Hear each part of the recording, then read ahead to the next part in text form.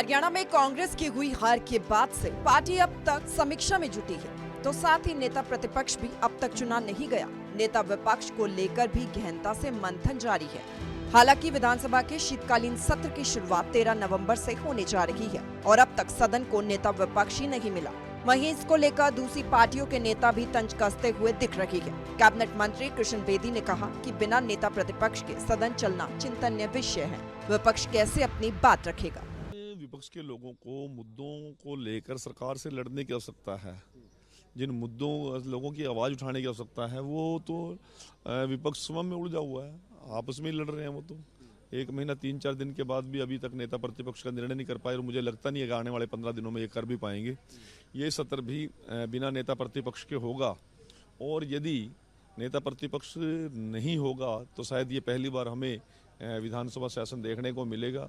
आज कांग्रेस की और विपक्ष की जिस प्रकार से हालत है वो किसी से छुपी हुई नहीं है। डेमोक्रेसी के लिए एक बड़ा चिंतनीय निंदनीय विषय है। तो वहीं इनेलो विधायक अर्जुन चौटाला ने कांग्रेस पर निशाना साधा। कहा कि कांग्रेस देश की सबसे बड़ी पार्टी है, कांग्रेस में अब भी सिर फुटा बल जारी है। विपक्ष की आवाज को हम डाउन नहीं जाने देंगे।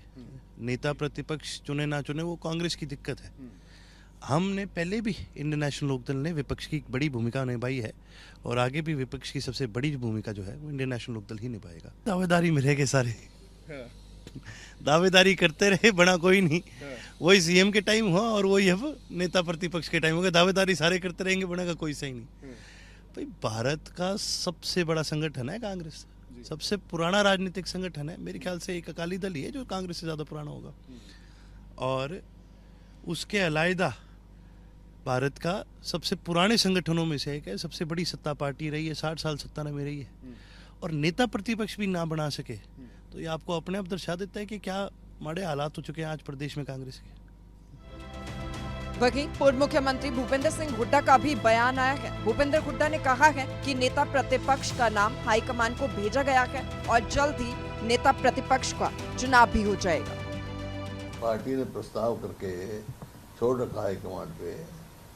जो पार्टी अभी चुनाव लड़ रही है, कहीं महाराष्ट्र में चुनाव हो जाए, कहीं कहीं है, हो जाए उसके बाद हो जाए। पार्टी ने प्रस्ताव करके छोड़ रखा हाईकमान पे।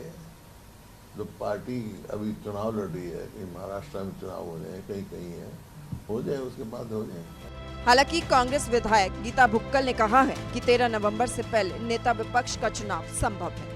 चुनाव आने के बाद 37 के करीब हम लोग कांग्रेस पार्टी के विधायक चुनकर आए हैं और उसके बाद जो है हमारी एक CLP की मीटिंग हुई, हमारे ऑब्जर्वर्स आए थे और हमने सिंगल लाइन रेजोल्यूशन जो कि कांग्रेस पार्टी की एक परिपाटी रही है उसके तहत हमने कांग्रेस हाईकमान को दे दिया। कांग्रेस हाईकमान का अपना जुरिडिक्शन है वो नेता प्रतिपक्ष का चुनाव करके अतिशीघ्र बताएंगे। देखिए उम्मीद करते हैं जैसा हमने कहा कि कांग्रेस हाईकमान का उनका अपना जुरिडिक्शन है क्योंकि अभी चुनाव में भी बिजी हैं सब लोग और सत्र आ गया। सत्र के लिए मजबूती से हमारे सभी विपक्ष के जितने भी हम लोग साथी हैं आदरणीय चौधरी भूपेंद्र सिंह हुड्डा जी के नेतृत्व में हमने पहले भी लड़ाई लड़ी है और आगे भी सभी साथी मिलकर मजबूती के साथ जो है लड़ाई लड़ने का काम करेंगे।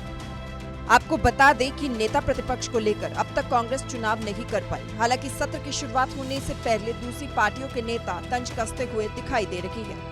लेकिन अगर ऐसा होता है कि कार्यवाही से पहले नेता विपक्ष नहीं चुना जाता तो ऐसा पहली दफा होगा कि सदन की कार्यवाही बिना नेता प्रतिपक्ष के ही की गई हो। सूर्य समाचार के लिए चंडीगढ़ से रवि चंदेल की रिपोर्ट।